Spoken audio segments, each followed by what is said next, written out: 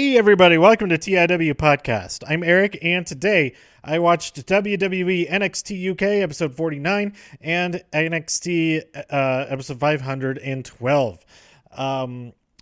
This is from week 25. These are both aired on June 19th. I think it was something like that.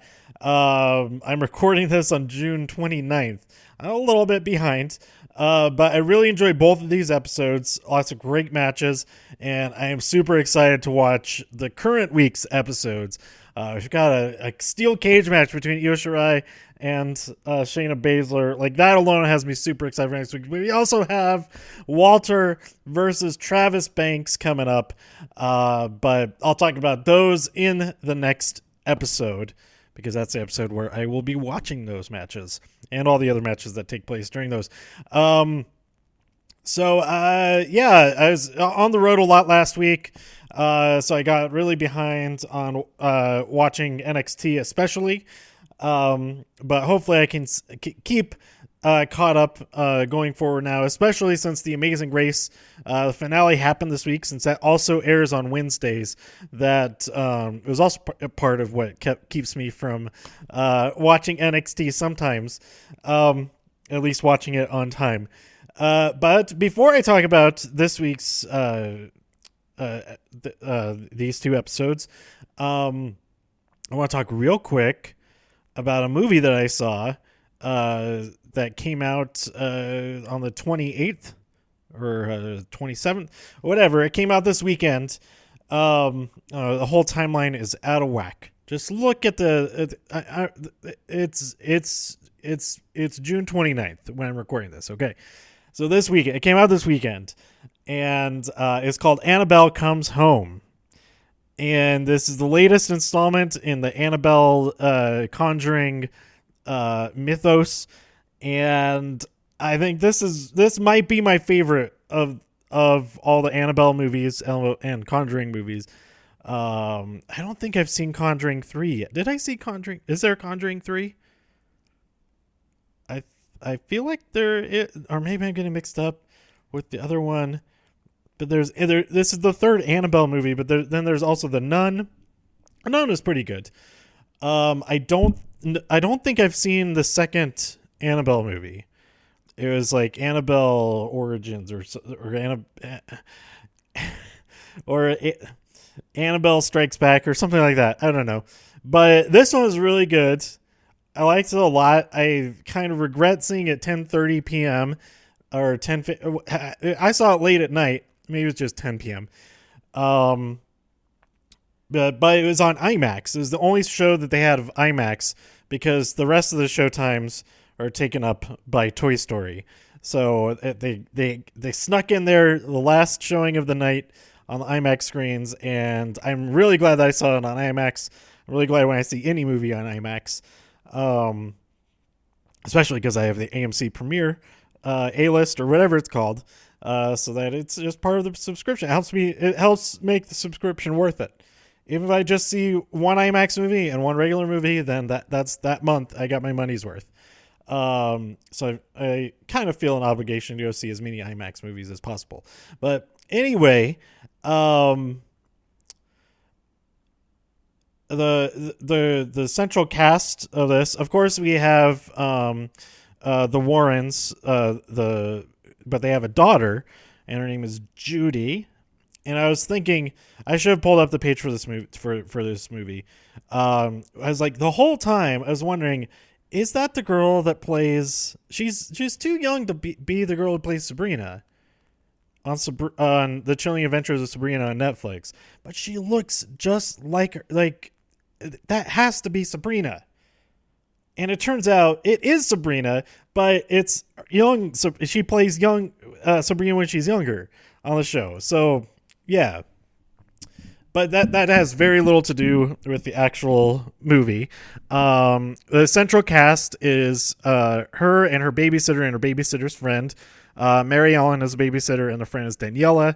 And I remember a lot about this movie because I ended up liking it so much.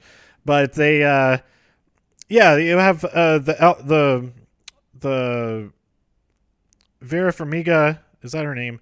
and Patrick Wilson. They play Lorraine and Ed Warren, who are, they've been the central characters of all these movies. Not the central, but they've been tied. They're important to all these movies because they have, they go and do exorcism, investigate these paranormal things, ghosts and goblins and demons. They never talk about goblins. So they have a room in their house where they have locked away all of these evil artifacts, and Annabelle is one of them. And this is like we've seen kind of like the origin stories of Annabelle, so like that. But this is like the first story of Annabelle being in their possession that we see, because we see like little bits and pieces of them having it, them obtaining it, all that kind of thing. But then they're like out of the picture again. They're off to like a paranormal conference or something. I don't know what they're off doing. I think they're off on another mission. And so Judy is there alone, and it's right before her birthday. So they do come back. Don't worry, they do come back before her birthday, and she doesn't die before her birthday, so that's good too. Oh, by the way, this is an NXT episode, but I'll get to it in a second because I really, really like this movie. Judy, she's left there alone. Well, she's not alone. She's left there with her babysitter, and there's all kinds of, school drama and that kind of thing that I thought was pretty decent too. But then it becomes all about the paranormal stuff happening because Daniela, she recently lost her father, and so she's going. All these are spoilers, but go see it anyway. I think you'll still enjoy it. But she recently lost her father, so she really wants to try to contact him or something because she heard about the Warrens and all this stuff in there. So she goes down there and she opens up Annabelle's glass display box. It's kind of a display box. Her glass case, and she escapes, and it's just awful stuff happens from there. But there's some really, really cool stuff. I won't do any that's it for the spoilers. And the fact that the Judy doesn't die, she makes it to her birthday, which is like a few days later. But there are two really cool things that I had to just talk about somewhere. So here it is on this episode. One really cool thing was that Daniela was down in this room, and there's like this TV. I think it must be a possessed demonic TV or something, but it shows like 2 seconds into the future, and the way they did like that whole sequence where that's happening.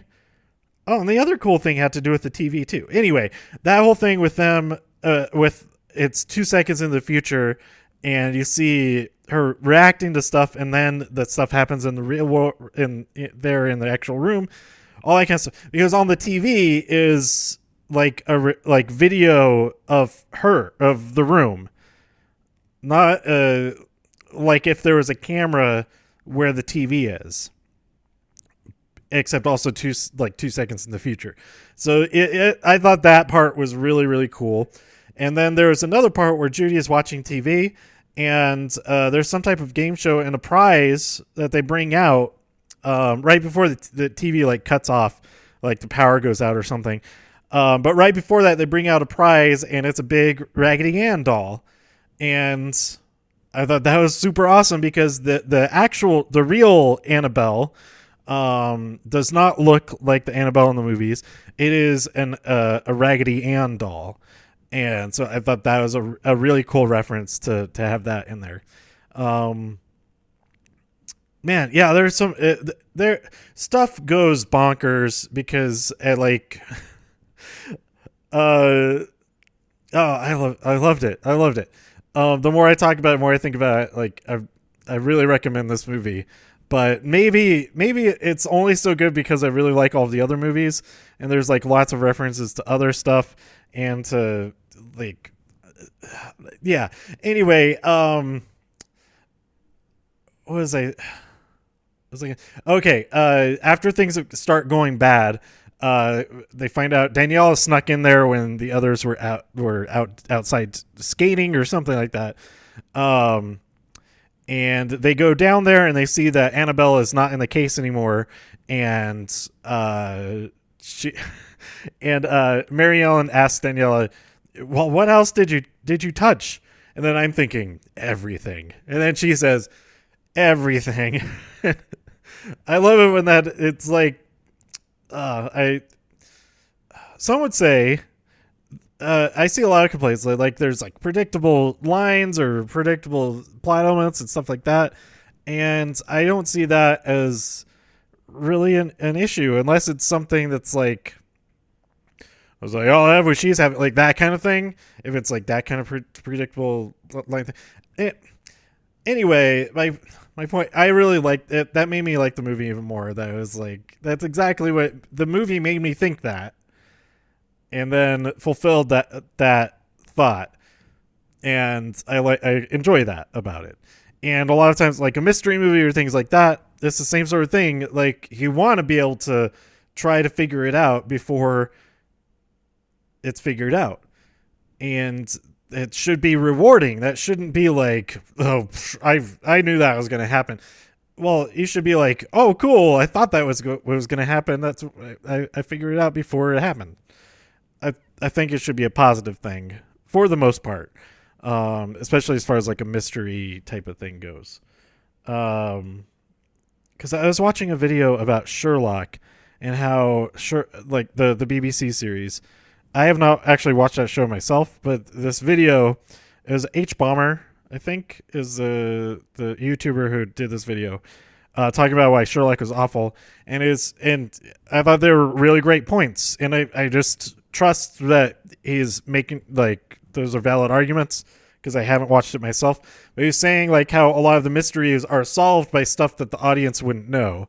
And it's like solved off screen, all the information like, oh, I figured this, and this out. And I saw this over here. And we saw none of that before he's explaining how he figured it out.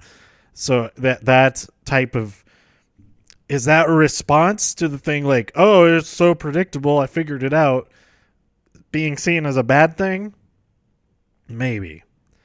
I don't know.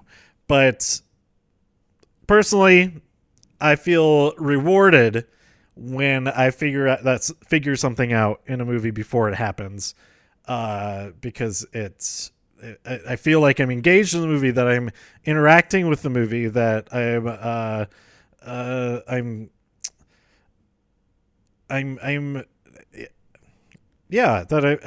just like, I'm part of the movie experience when I am actively thinking about what's going to happen next and that kind of thing. And then if I am trying to figure something out, and then it's something else happens, it's something unexpected happens from it that's created from that expectation, that's another kind of reward. And I think they're both enjoyable experiences.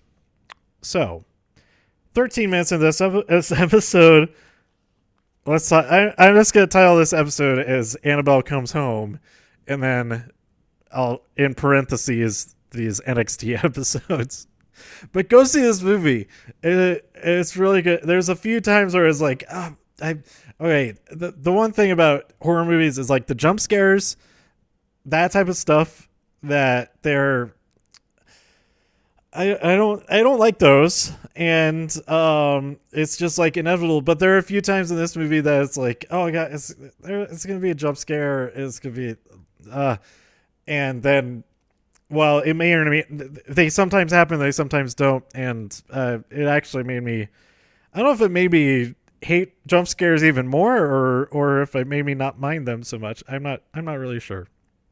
I'll see this movie again.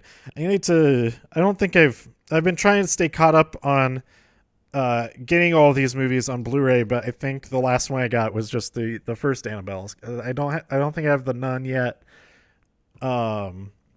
Not the first Annabelle movie, I think. And I don't think I have Conjuring 3. If there is a Conjuring 3. Is there a Conjuring 3? Oh, I should have pulled up the page for all this stuff. All right, so let's talk about NXT UK, episode 48. We open up with Kenny Williams versus Cassius Ohno. For this set of shows, we have Vic and Aiden English. Nigel McGuinness is out of action for whatever reason. He couldn't make it to the Download Festival. But Kenny Williams versus Cassius Ohno. Cassius Ohno wins, and then later on, Noam Dar is giving Kenny Williams crap for not winning. He offers some space underneath his wing, but Kenny Williams is not interested. Imperium comes out. Marcel does his whole apparently you guys like he goes into his thing, but with the microphone, the way he plays that up, I really like it. He's really good at that. But each of them take a turn on the mic, and Imperium is here to take control over everything. We end with Walter has some words for Travis Banks, and Travis Banks comes out and we get hyped up for their match next week. Then we have The Hunt, Primates, and Wild Boar versus Gallus. Gallus wins that match. Mark Kofi gets the pin on Primates, and they continue the attack on both Hunt guys, and Dave Mastiff comes out and to the rescue. And then we have the women's battle royal to determine the next opponent for the UK Women's Champion, Toni Storm. Some great stuff in this. I really enjoyed this battle royal. Great showing by Xia Brookside. She eliminated like 4 or 5 opponents. Definitely eliminated 4. At first, Jenny and Jazzy were super dominant. They were just eliminating ladies left and right. But Xia and Piper, they worked together to eliminate Jazzy. Xia got the drop kick to the legs that got Jazzy out, so it counts as elimination by Xia. And then Ginny almost got eliminated, but Jazzy caught her and then carried her to safety, but then Xia eliminated her anyway. And then early on, Kaylee Ray got knocked out of the ring, but she went out through the second and third ropes, so she was not eliminated, but everybody forgot about her, of course. Everybody in the match forgot about her, that is. I feel like if you're paying attention to watching this, that you know that she's probably coming back. Also, I may have actually seen the spoilers for this match. I saw who won, so I was like, oh yeah, that's what's happening, because I know that she wins. But before that, we have Rhea Ripley, that is, versus Piper Niven in a showdown. And they just duke it out, which is a pretty cool watch. And they both end up out on the apron, and that's when Xia comes back around, and she knocks them both off of the edge of the apron. And she mainly knocks Rhea off, and Rhea pulls Piper down with her. So Xia's there. She's the last one standing, except Kaylee Ray is still in the match, and Kaylee gets the victory. So I think Xia, she definitely got 4 eliminations, unless they count as Piper has to count as Xia eliminating her, I would think, as opposed to Rhea getting that elimination, because technically Rhea would have already been out of the match, so she wouldn't be able to get that elimination. Xia got 4, at least 4. And Kaylee, she got the 1 elimination, but that 1 is enough in this case.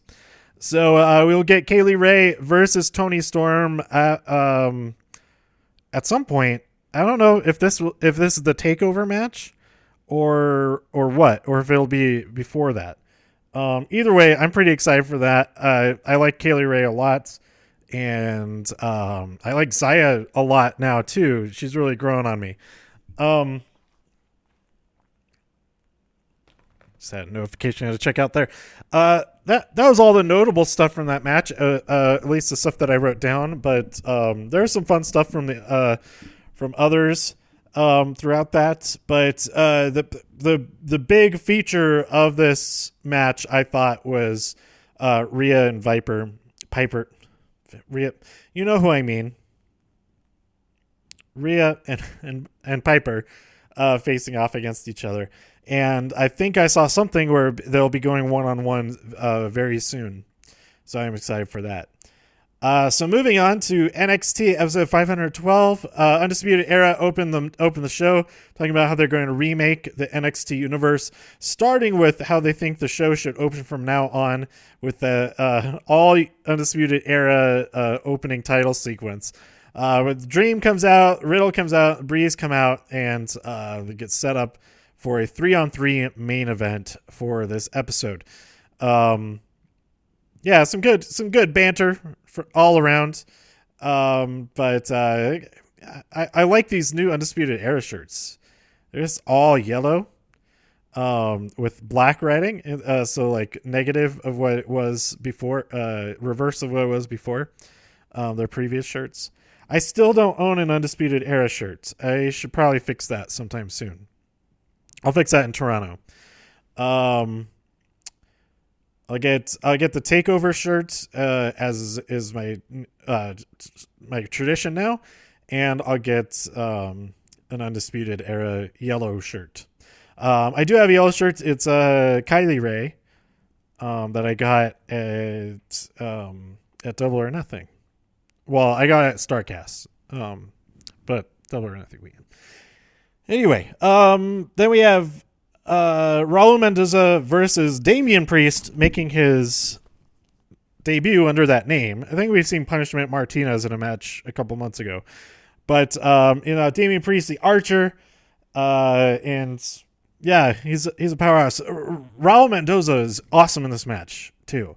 Like, both of these guys are very good. Like, Raul, like, running across the top of the ropes. I don't know if he's, like, run. He did it a lot quicker than when you usually see somebody do that kind of thing. Yeah, that was very impressive. But Damian got the win. It's announced that we'll have a breakout tournament that starts in the next episode. I'm not too familiar with really any of these guys. I've seen ACH before, and I already forget what his, or it's like Jordan Mills or something like that. I don't know, but I've seen a couple of his matches before. I saw him wrestle at Access. So he's the only one of the 8 that I really even am slightly familiar with. But I am excited for this tournament because whoever wins the tournament gets the championship match of their choice. And they're probably going to challenge the North American champion, whoever the North American champion is at that time. Will be Velveteen Dream. Then we had Tainara Conti versus Xia Li, and Xia Li won this match. And yeah, there's some good stuff in there. I like both of them, and it's cool to see. They're talking a lot about how Tainara is from Brazil, so she's been like putting a lot of effort into learning English and stuff like that because it's like her dream. And then Xia Li also being from China, that she's like doing the same kind of thing from a completely different part of the world. And that's a really cool narrative for that match. And then our main event of this episode and this episode of the podcast, Matt Riddle, Velveteen Dream, and Tyler Breeze team up against the Undisputed Era, 3 of the Undisputed Era, because we have Kyle O'Reilly there at ringside. So it's good to see that Bobby Fish, his arm is fine, that he's able to compete, as I was worried about that in the last few weeks. So lots of great stuff in this match. I didn't write down any specifics. Kyle O'Reilly did play a big factor in a lot of it, getting the upper hand on these guys a few times. But the Undisputed Era do win when Roderick Strong pins the Velveteen Dream.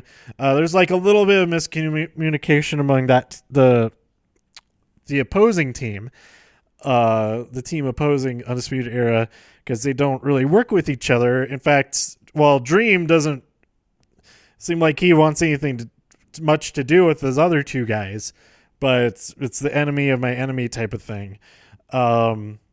That there is, they're like Dream tagged himself. Really, the whole downfall of this match for him is that Tyler Breeze had the upper hand. He was right there, ready to go in for the kill, and Dream tagged himself in, and everything from then on just went downhill for them. So yeah, cool match.